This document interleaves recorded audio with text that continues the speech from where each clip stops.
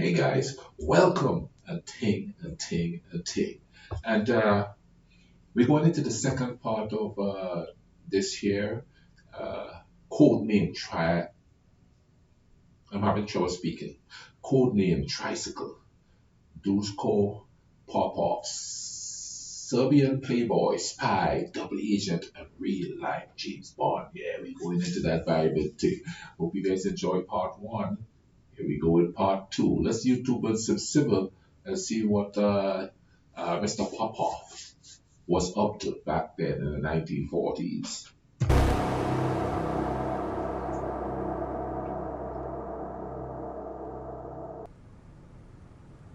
Popov hadn't been rumbled after all. But von Karstoff gave him some terrible news. Neutral Yugoslavia had been bombed and then invaded by Germany. Oh, wow. Rechts und links der Straßen die Trümmer einer geschlagenen Armee.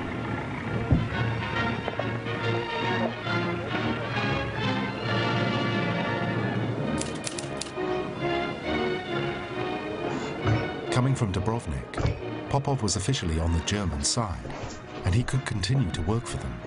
But back home, his entire family were now at risk. He was in little doubt that if he was exposed, the Gestapo would have no pity on them. And then von Karstoff told him of new orders from Berlin. Hitler was making plans to go to war with America. He instructed the Abwehr to gather information about the United States and was keen to establish a new network of spies there. Von Karstoff told Popov that he'd been selected to lead that mission. Oh, wow. They trusted him. Or trusted him. Had an idea. The next time he was in London, he explained to the Double Cross Committee how he could turn the trip to the United States to their advantage. Popov had already convinced the Abwehr that he had a bogus network of agents operating in Britain. He told them he'd been paying them out of his own pocket. Here at the Double Cross Committee's HQ, he told them he'd convinced the Abwehr to take on the costs themselves. Popov would then launder the money in the United States and reroute it to MI6. The Abwehr would be paying cash straight into MI6 coffers. Wow. The Double Cross Committee were amazed at the simplicity of the idea they called Plan Midas.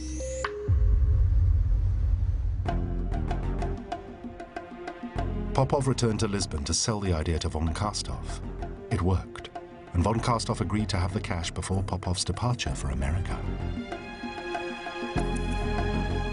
In return, he handed Popov a single sheet of typewritten paper.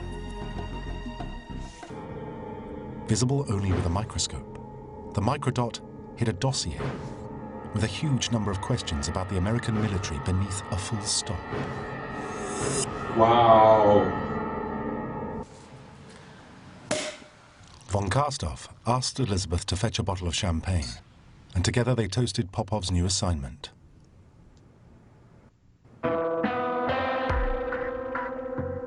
Before leaving for the USA, Popov contacted his old friend Johnny Jebson one last time. Jebson told him something intriguing. He had been asked by the Abwehr on behalf of their allies, the Japanese, to go to the port of Taranto in Italy and find out why a recent British airstrike had been such a success.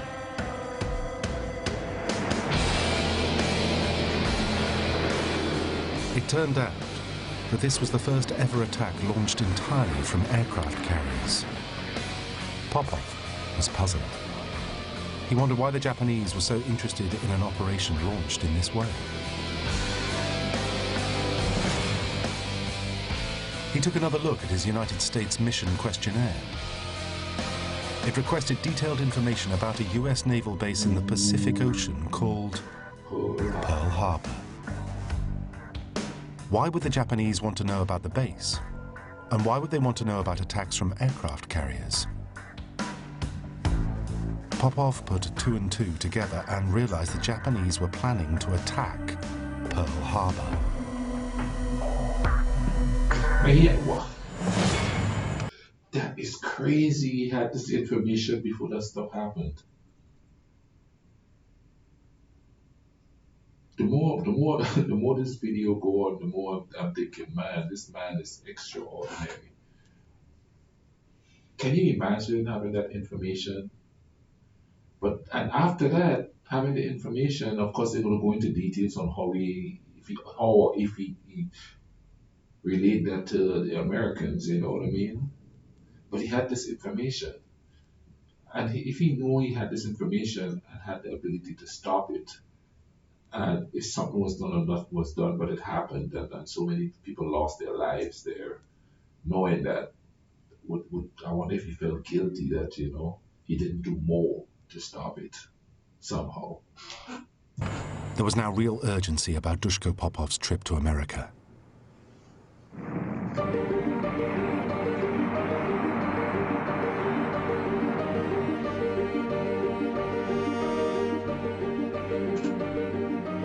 On the 10th of August 1941, he took the equivalent of $40,000 from von Karstoff for Plan Midas and boarded a plane for the USA.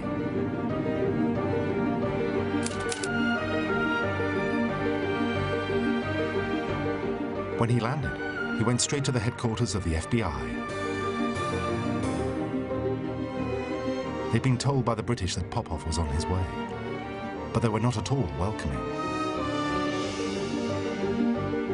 At the time, the FBI was headed by the formidable J. Edgar Hoover, who considered himself to be above the law and trusted few people, particularly foreigners. There's nothing to... No, hey, I want to be honest with you, man. As a foreigner myself living here, even though you come up with a common sense explanation for something, people here are very skeptical because you're not one of them. Because I have conversations with people at work, and it's nothing political. It could be just something scientific or just something like that. You could tell by the way they look at you, they don't believe you because you're not them. Is that making sense? You're not them, or you're not like them, or you're not one of them. You know what I mean? So they're not going to believe you. You have the idea that why believe you, over one of us? However, they want you to believe them over one of you because they're always right about stuff. And I run into that a lot. Speaking as an immigrant, speaking as a black person, speaking as a tall person, they want to tell me how a tall person how a tall person feel about something, or how a tall person could get something. They know I don't, being tall.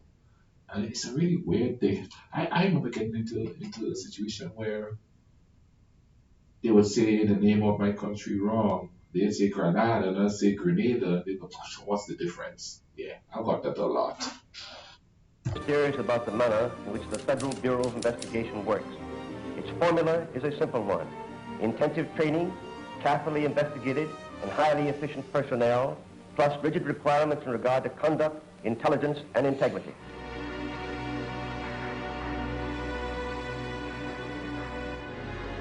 Hoover believed that being a double agent made Popov doubly untrustworthy. He had no intention of granting Popov an audience, and instead sent a team of agents to question him. The agents were fascinated by the microdot technology, but not at all by Pearl Harbor. Popov was treated with mistrust and ordered to leave. From then on, he was followed and watched everywhere he went. It went on for weeks. It was an impossible position for Popov. He couldn't warn the FBI about Pearl Harbor, nor could he conduct his fake spying activities on behalf of the Abwehr.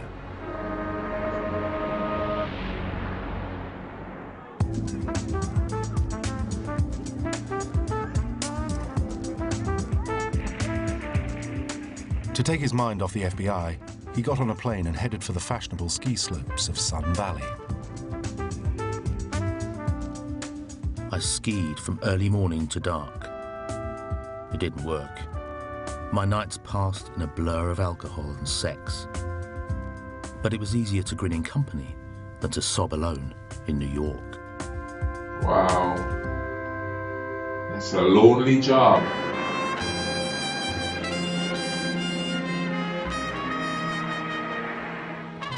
But he knew he couldn't drown his sorrows forever. He headed back to New York City, and it was there that he bumped into an old friend at a party. A Hollywood star he'd befriended before the war in Paris, Simone. He resurrected their pre-war relationship, and they began a passionate affair. He and Simone were seen at all the big New York parties. And since Popov was running out of money, here was someone who could fund his champagne lifestyle.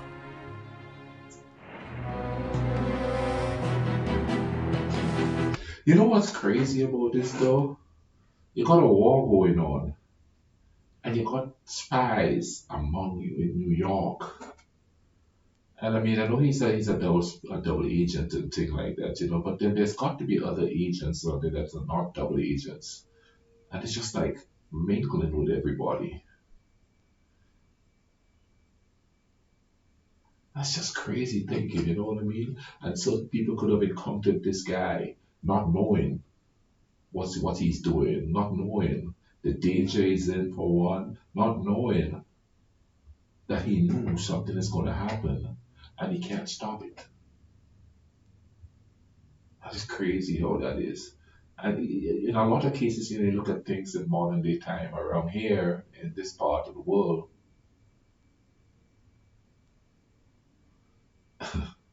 history keeps repeating itself, huh? Then out of the blue, the FBI contacted Popov. Hoover wanted to see him. Had his message about Pearl Harbor got through after all? On the 24th of September, Dusko Popov walked back into the FBI offices in New York City. He was escorted to a small back office. Hoover was seated at a desk. He didn't get up. There were no introductions and no preliminaries. Hoover ordered Popov to sit down and began to rant, pounding the desk with his fist as he attacked Popov's reputation.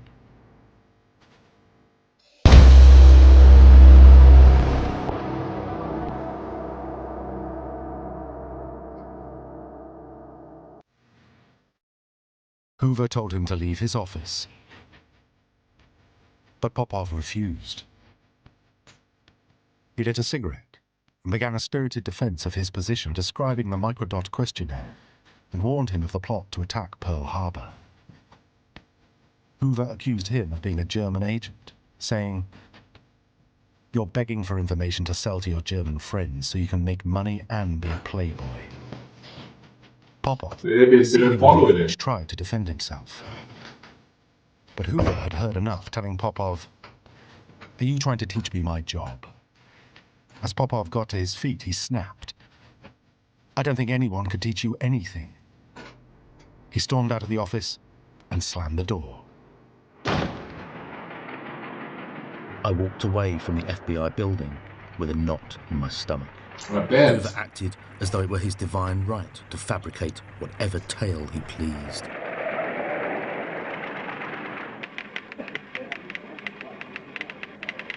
Popov soon forgot about his detractors in the FBI when he received a telegram from Lisbon instructing him to meet von Kastov's assistant, Elizabeth, in Rio de Janeiro, Brazil. Man, he's going to wait a minute though. This sort of what? All that spy thing. Popov flew to Rio at the end of October and began many days of meetings with Elizabeth and Abwehr agents. They weren't concerned that Popov had made no contact with his German handlers in Lisbon and no progress on the Pearl Harbor questionnaire. They simply gave him new instructions and a new questionnaire, hidden beneath a microdot. His mission? To investigate why the Americans were so keen to find sources of uranium ore in South America. He had no idea that both the Americans and Germans were in a race to produce nuclear weapons. Wow. Wait a minute, though. Wait a minute. They were looking for uranium in South America? I didn't know this. They were using all over the world to wow. That's new to me. I wonder how many people in South America and Rio de Janeiro and Brazil knew about this. Is that part of the history they teach? Because nobody taught us that in history. I've heard of that. But that's crazy. All right.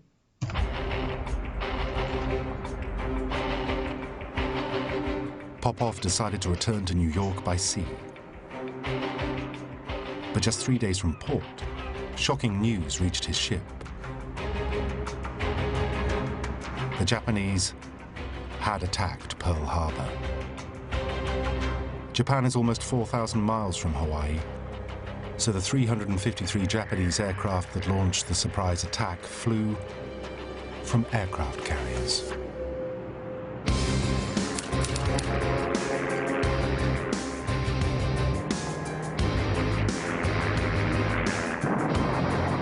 Twelve US warships were sunk. 188 aircraft were destroyed, and almost 2,500 personnel were killed.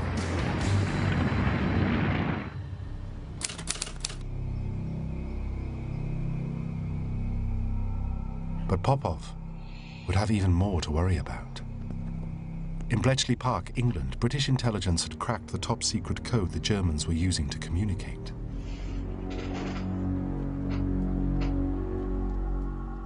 This Enigma code was cracked by a team assembled by Stuart Mingus from MI6 and provided them with an insight to the inner workings of Hitler's military machinery.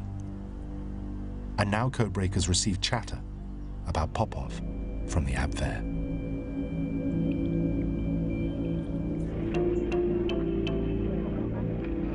Popov hadn't been in contact since the meeting in Rio weeks ago, and now they'd grown suspicious. They were questioning his loyalty. But the British couldn't alert Popov for risk of revealing their code-breaking operation. So they allowed him to return to Portugal and face the music.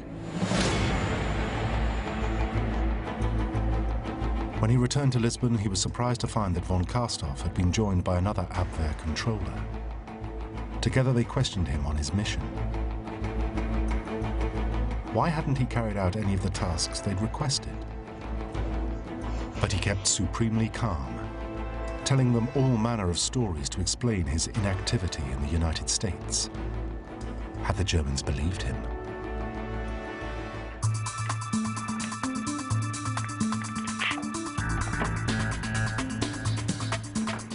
Three days later, a message was sent to Berlin. It was intercepted by the British at Bletchley Park. The message stated that Popov could still be trusted. The British were astonished, as well as jubilant. Best of all, the Abwehr allowed Popov to resume the Lisbon to London shuttle.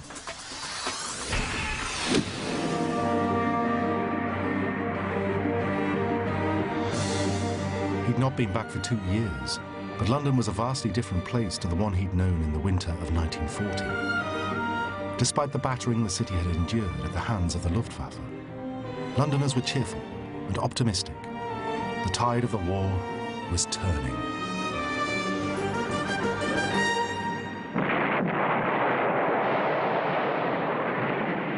By October 1942, Germany was in trouble. Defeat seemed only a matter of time. The Allies were planning a counterattack, the beginning of the end of Hitler.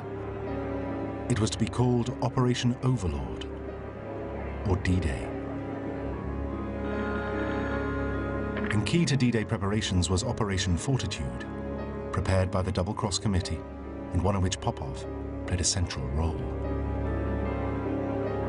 Wow, this is crazy Operation stuff. Fortitude was a plan for mass deception. The Allies didn't want Hitler to know that the invasion would take place on the Normandy beaches. So they built hundreds of decoy tanks and aircraft. Oh, wow. Knowing they'd be visible from German spotter planes, they placed them in strategic locations to convince Hitler that invasion would start in places like Calais and even Norway. Anywhere except Normandy. This sophisticated operation also relied on Popov feeding the Germans false information. On his final trip to Lisbon, Popov presented von Kastov with a dossier about the Allies' order of invasion. It contained misleading information about troop numbers in Britain, giving the false location for 3 armies, 3 army corps, and 23 divisions. That's over 500,000 men. On the 9th of March, Bletchley Park intercepted an Abwehr message describing Popov's intelligence as reliable. As a consequence, 15 divisions, or almost 250,000 German soldiers, were rerouted to Calais.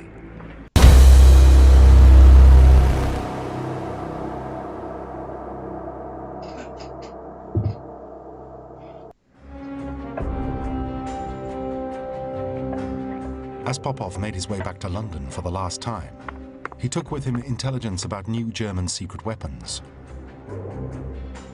Von Kastov had warned him to stay out of London, because in the coming weeks Hitler would unleash his new terror weapon on the British. So Popov gave MI6 the dates of the first attacks by the V-1 flying bomb.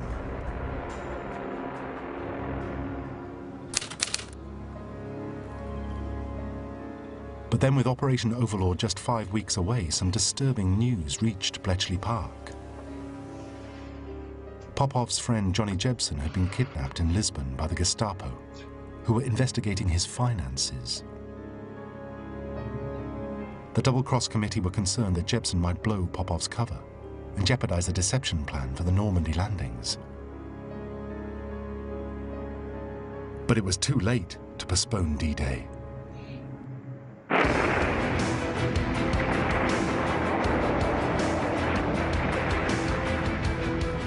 The 6th of June 1944.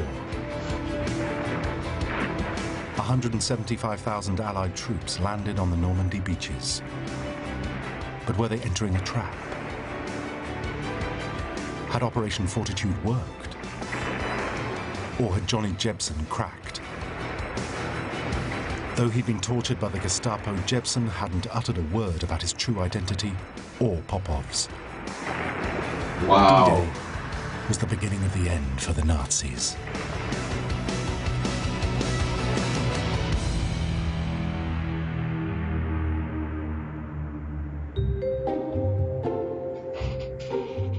You know, in a war situation, it is so hard for people to not go crazy and just do crazy stuff. And I'm telling you, there's probably a lot more crazy stuff that happens in war that nobody reports. Because, I mean, when you're fighting and you see your people are dying around you, that's going to affect you to the point where you want revenge. So, you know, anything and anybody who come in contact with you that is deemed the enemy, women, children, anybody, they'd go after them. Well, some people will. How much of that happened in so many wars?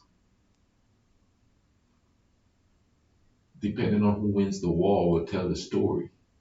Like they'll probably tell the story of the other side doing it, but not their side doing it. And if they write the history, that's the way it's going to be. It's going to, you know, but just think about it. That anger, you know what I mean? To me, that just proves that human beings shouldn't be doing that. Emotionally speaking, that kind of a turmoil, I don't think we are mentally equipped to handle that. That's why so many people come back from wars all messed up in the head. You know what I'm saying? In London, Popov was invited to a celebratory dinner where he was given the seat of honor. it was announced that he was to be awarded the Order of the British Empire. But Popov was in no mood to celebrate. He'd learned that Johnny Jebson had been shot dead while trying to escape, a common euphemism for murdered.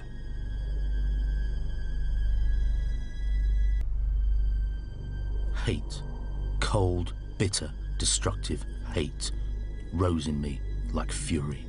I wanted vengeance. Popov would have his revenge after the war. Outside Buckingham Palace, crowds cheer themselves hoarse. 7 times during VE Day, the British royal family appeared on the balcony. And the people below were the people of Britain, a people who for 5.5 long years had suffered under the bombs and guns of Nazi Germany.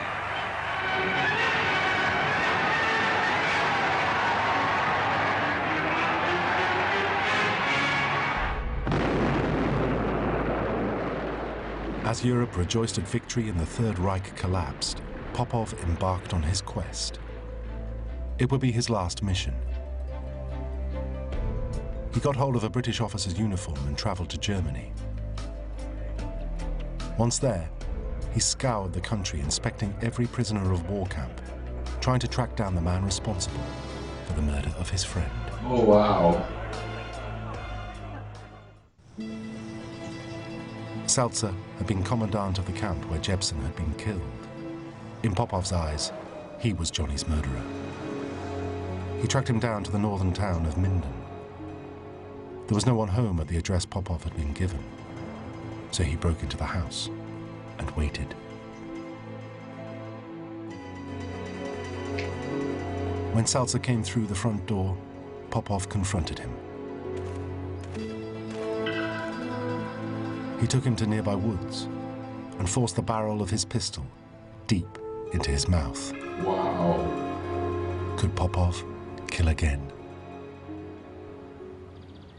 I knew I couldn't kill him. I vomited my sins and my shame and my pain.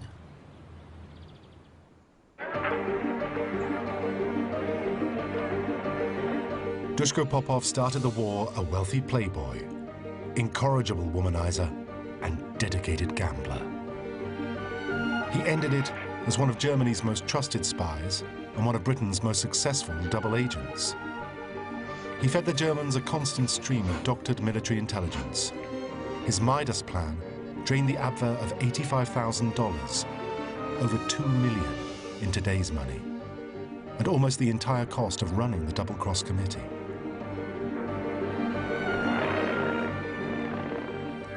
Popov's warning about Pearl Harbor may have fallen on deaf ears, but his deception skills were important to the success of D-Day.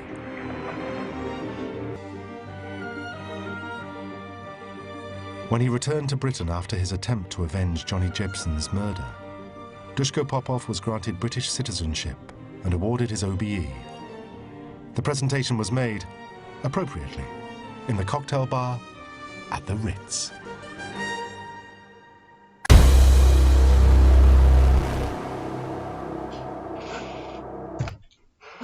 Wow. And of course, okay, the character in the James Bond movies is not Croatian Serbian heritage. It's a British spy, MI5, 007, you know what I mean? Thus burying the contribution. I guess it's when those movies were started to be made, well, it's better to have a name that doesn't sound like Popov's. Now, I've heard a lot of different stories as to who the James Bond movies and books and series and stuff was named after. I've heard like several different people. I think I did one and they said that I did one when it came to it was some Canadian. I'm not, but I don't think the person was Canadian, but it was a story about that. But correct me if I'm wrong. I hope you guys enjoyed this as much as I did, man. This was pretty cool. Remember part one? I link part one somewhere up here so you can go back and watch it and watch my reaction to it. I hope you guys are having a great day, man. Uh, I'll leave a link in the description for this video also. Keep watching, man. I have many videos that I've reacted to on Serbia. This being one of them. Check it out, okay? You all take care of each other. Cool runnings.